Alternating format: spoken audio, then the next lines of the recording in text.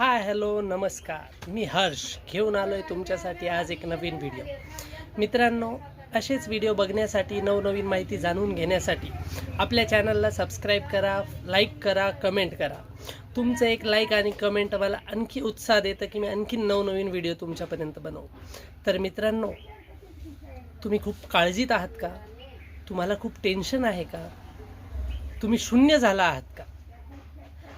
जर शून्य जरी माणूस झाला तर तो तिथूनही उभारी घेऊ शकतो. फक्त स्वतःला स्वतःच्या नजरेने बघा. चुका प्रत्येकाकडून होतात, त्या मान्य करायला शिका. चूक झाली म्हणून हरणे हा काही पर्याय नाही. एखादं आपण एक क्रिकेटरचं उदाहरण घेऊयात. एखादा क्रिकेटर लगातार 5 मॅच शून्यावर बाद झाला म्हणून तो कधीच शतक बनवू शकत नाही असं काही आहे का? किंवा तो कायमचाच संघातून बाद झालाय का? तो प्रयत्न करून, चांगली प्रॅक्टिस करून, चांगलं खेळून पुन्हा परत येऊ शकतो. त्याप्रमाणेच जीवन हे असंच आहे मित्रांनो.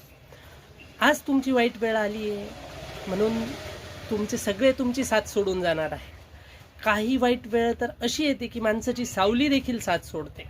तुमचे नातेवाईक तुम्हाला साथ देत नाही, तुमचे घरचे तुम्हाला साथ देत नाही आहेत, मित्रपरिवार तुम्हाला सोडून गेला आहे. काळजी करू नका, फक्त स्वतःवर विश्वास ठेवा मित्रांनो.